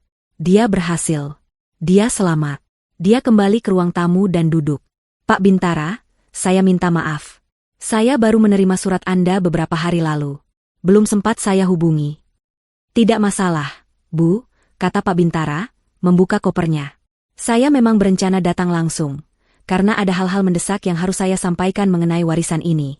Ini bukan sekadar surat yang bisa dijelaskan lewat telepon. Mendesak? Tanya Zafia. Sangat. Terutama karena ini menyangkut tempat tinggal ibu saat ini. Jantung Zafia berdebar. Apa maksud Anda? Pak Bintara mengeluarkan seberkas dokumen tebal yang bersampul biru tua. Bu Zafia, kerabat jauh ibu, almarhum Bapak Baskara, adalah pria yang sangat kaya. Tapi dia juga pria yang penuh luka. Saya tidak mengerti. Saya bahkan tidak kenal dia, kata Zafia. Dia adalah sepupu dari nenek Anda, jelas Pak Bintara. Puluhan tahun lalu, keluarganya adalah pemilik sebuah konglomerasi bisnis yang cukup besar di kota ini. Bisnis itu mencakup properti, teknologi, dan manufaktur. Namun, rekan bisnisnya mengkhianatinya. Rekan bisnis itu, dengan cara yang licik dan curang, mengambil alih perusahaan dan aset-asetnya, termasuk rumah utama keluarga. Pak Bintara berhenti sejenak, lalu menatap Zafia dengan serius. Rumah utama itu adalah rumah yang sedang kita duduki ini, Bu Zafia. Zafia terkesiap. Pak Dharma, yang tadinya hanya menyimak, kini mencondongkan tubuhnya ke depan, ikut tertarik. Ini rumah peninggalan orang tua Nolan, kata Zafia, bingung. Bukan, kata Pak Bintara tegas. Ini adalah rumah yang dicuri dari keluarga Anda. Dan rekan bisnis yang mencurinya, namanya adalah Hardiman. Kakek dari suami Anda, Tuan Nolan. Ayah dari Ibu Sukma. Dunia Zafia seakan berputar. Kebenaran itu begitu mengejutkan, begitu besar, melampaui apa yang bisa dia bayangkan. Jadi, Ibu Sukma dan Nolan mereka tahu, bisik Zafia. Ibu Sukma tahu segalanya, kata Pak Bintara. Tuan Baskara menghabiskan 30 tahun terakhir hidupnya berjuang di pengadilan untuk mendapatkan kembali apa yang menjadi haknya. Dia tidak peduli pada uangnya. Ini masalah harga diri. Dan sebulan sebelum beliau meninggal, pengadilan akhirnya memenangkan gugatannya secara penuh. Seluruh aset, termasuk rumah ini dan perusahaan teknologi yang kini bernilai triliunan, diputuskan kembali ke tangannya. Lalu, kenapa dia mewariskannya padaku? Dia tidak mengenalku, tanya Zafia. Karena Anda adalah satu-satunya keturunan yang tersisa dari garis keluarganya yang dia percaya. Dia telah mengawasi Anda dari jauh, Bu. Dia tahu kehidupan pernikahan Anda. Dia tahu Anda ditindas. Dalam surat wasiatnya, dia menulis. Pak Bintara membuka sebuah map kecil. Dia menulis, Pak Bintara membacakan, saya berikan ini semua pada Zafia. Bukan untuk membuatnya kaya, tapi untuk memberinya kekuatan. Saya telah merebut kembali harga diri keluarga saya. Sekarang, gunakan ini untuk merebut kembali harga diri Anda. Air mata Zafia jatuh. Kali ini bukan air mata kemarahan atau ketakutan. Itu adalah air mata kelegaan. Dia tidak sendirian selama ini. Jadi, Nolan dan Ibu Sukma panik saat surat itu datang. Zafia menyimpulkan, otaknya kini bekerja cepat. Mereka tahu warisan itu adalah rumah ini. Mereka tahu mereka tinggal di atas tanah curian yang pemiliknya sudah kembali. Tepat, kata Pak Bintara. Mereka bukan hanya ingin merebut warisan Anda karena serakah. Mereka ingin merebutnya karena panik. Jika Anda menguasai warisan ini, Anda punya hak penuh untuk mengusir mereka. Mereka akan kehilangan segalanya. Dan hutang judi itu. Zafia bergumam. Saya juga sudah mendengarnya tadi, kata Pak Dharma, angkat bicara. Sepertinya Tuan Hardiman, kakek Nolan, juga meninggalkan banyak hutang judi selain mencuri aset. Hutang itu diwariskan ke Ibu Sukma, dan kini ditanggung Nolan. Mereka putus asa. Misteri itu akhirnya terpecahkan. Ini bukan sekadar drama rumah tangga. Ini adalah karma lintas generasi. Rumah yang dibanggakan Ibu Sukma sebagai peninggalan keluarganya yang terhormat, ternyata adalah simbol kejahatan mereka. Dan Zafia, wanita yang mereka anggap bodoh dan tidak berharga, kini adalah pemilik sah segalanya. Pak Bintara, kata Zafia, menyeka air matanya. Suaranya kembali tegas. Apa langkah selanjutnya? Saya mau mereka, Nolan, Ibu Sukma, dan Laras, tidak hanya dituntut atas laporan palsu. Pak Bintara tersenyum tipis. Saya sudah menduga Anda akan berkata begitu. Dengan bukti rekaman tadi, kita bisa menambahkan tuntutan percobaan penipuan berat, konspirasi kriminal, dan pencemaran nama baik. Saya akan segera mengurusnya. Dan rumah ini, secara hukum, ini milik Anda. Sepenuhnya. Begitu juga perusahaan teknologi itu. Anda, Bu Zafia, kini adalah seorang CEO. Zafia tertawa pelan. CEO. Dia, yang setiap hari hanya memikirkan menu masakan dan cara menghindari amarah mertuanya, kini adalah seorang CEO. Pak Dharma bangkit berdiri. Tugas saya di sini selesai. Bu Zafia, Anda aman sekarang. Kami akan memproses mereka bertiga. Selamat, Bu. Setelah Pak Dharma pergi, Zafia duduk berhadapan dengan pengacaranya. Saya tidak tahu apa-apa tentang menjadi CEO, Pak. Anda akan belajar, kata Pak Bintara. Anda wanita yang cerdas, Bu Zafia. Anda membuktikannya hari ini. Tuan Baskara tidak salah pilih. Zafia mengangguk. Dia menatap sekeliling ruang tamu itu. Rumah yang terasa seperti penjara, kini adalah istananya. Dia punya banyak pekerjaan. Mengurus anak-anaknya. Belajar bisnis. Dan yang pertama, dia harus mengganti semua kunci di rumah itu. Berita penangkapan Nolan, Ibu Sukma, dan Laras menyebar seperti api di lingkungan mereka. Para tetangga yang dulu termakan gosip Laras tentang Zafia yang aneh, kini berbalik menggunjingkan keluarga Nolan. Rekaman video dari laptop Zafia, yang kini menjadi barang bukti di pengadilan, bocor ke media. Publik terhenyak. Kisah seorang suami yang bersekongkol dengan ibu dan adiknya untuk menjebak istrinya ke rumah sakit jiwa demi merebut warisan, menjadi berita utama nasional. Wajah Nolan dan Ibu Sukma terpampang di mana-mana, bukan sebagai keluarga terhormat, tapi sebagai penjahat licik. Di pengadilan, mereka bertiga tidak bisa berkutik. Zafia, didampingi Pak Bintara, duduk dengan tenang di kursi saksi. Dia tidak perlu berakting. Dia hanya perlu menceritakan kebenaran. Rekaman video itu diputar di ruang sidang, membuat semua yang hadir terdiam ngeri. Hasilnya sudah bisa ditebak. Nolan dijatuhi hukuman penjara paling berat. Selain karena laporan palsu dan percobaan penipuan, bukti panggilan telepon hutang judinya membuka kasus baru. Dia terbukti terlibat dalam lingkaran judi ilegal skala besar. Dia dijatuhi hukuman 10 tahun penjara. Ibu Sukma, karena usianya, mendapat hukuman lebih ringan. Tapi dia tetap divonis bersalah atas persekongkolan dan sumpah palsu. Dia dihukum 3 tahun penjara. Saat vonis dibacakan, dia pingsan di ruang sidang. Laras, yang perannya dianggap membantu, mendapat hukuman 1 tahun penjara. Dia menangis meraung-raung, menyalahkan Nolan dan ibunya atas segalanya. Karma tidak berhenti di situ. Para penagih hutang, yang kini tahu bahwa Nolan tidak memiliki aset apapun, karena semuanya milik Zafia, mengalihkan target mereka. Mereka menyita semua sisa harta peninggalan Hardiman yang tidak terkait dengan Zafia, membuat keluarga besar Nolan yang lain ikut bangkrut. Sementara itu, Zafia memulai hidup barunya. Hal pertama yang dia lakukan adalah mengganti semua kunci dan sistem keamanan di rumahnya. Dia juga melakukan renovasi besar-besaran, membuang semua perabot lama yang mengingatkannya pada Ibu Sukma, dan menggantinya dengan perabotan baru yang hangat dan nyaman.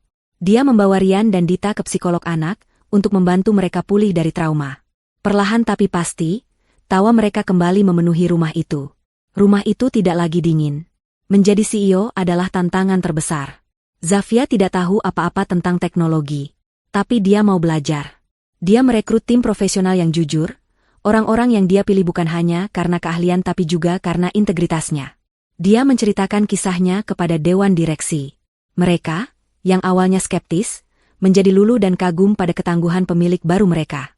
Zafia tidak memimpin dengan tangan besi. Dia memimpin dengan empati, sesuatu yang tidak pernah dia dapatkan, tapi selalu dia miliki. Setahun kemudian, Zafia telah berubah total. Dia bukan lagi wanita tertindas yang memakai daster kusam. Dia adalah seorang pemimpin yang percaya diri, dihormati, dan anggun. Perusahaan teknologinya meluncurkan program besar untuk membantu korban KDRT dan penipuan, yang didanai penuh atas inisiatif Zafia. Ending yang memuaskan tiba dalam sebuah adegan sederhana. Suatu sore, Zafia sedang bersantai di taman belakang rumahnya yang kini asri. Rian dan Dita berlarian di rumput, bermain kejar-kejaran. Zafia tersenyum sambil meminum tehnya. Ponselnya berdering. "Itu Pak Bintara." "Ada kabar, Bu Zafia," kata Pak Bintara. "Ibu Sukma dibebaskan lebih awal karena kondisi kesehatan. Dia sekarang tidak punya tempat tinggal. Dia mencoba menghubungi ibu, meminta belas kasihan." Zafia terdiam sejenak. Dia memandangi anak-anaknya yang tertawa bahagia. "Pak Bintara," kata Zafia pelan. "Tolong carikan dia panti jompo yang layak. Yang bersih dan manusiawi. Bayar semua biayanya dari uang saya. Pastikan dia dirawat dengan baik." Pak Bintara terkejut. "Anda yakin, Bu?" "Yakin," kata Zafia. "Tapi dengan satu syarat. Dia tidak boleh tahu itu dari saya. Dan dia tidak boleh menghubungi saya atau anak-anak saya lagi. Selamanya." Zafia menutup telepon. Dia tidak melakukan itu untuk Ibu Sukma. Dia melakukannya untuk dirinya sendiri. Dia menolak untuk menyimpan kebencian. Dia lalu membuka tabletnya, melihat berita bisnis. Ada foto kecil di kolom berita kriminal. Nolan, dalam seragam tahanan, wajahnya kuyu dan tua, sedang dipindahkan ke penjara lain karena berkelahi. Zafia menatap foto itu sejenak. Tidak ada kemarahan. Tidak ada kasihan. Hanya kosong. Dia menutup tabletnya. "Ibu, ayo main," teriak Dita. Zafia tersenyum. Dia meletakkan tabletnya, melepas sepatunya, dan berlari di atas rumput. Dia berlari mengejar anak-anaknya, tawanya lepas dan bebas, di bawah langit senja yang indah, di dalam rumah yang kini benar-benar menjadi miliknya.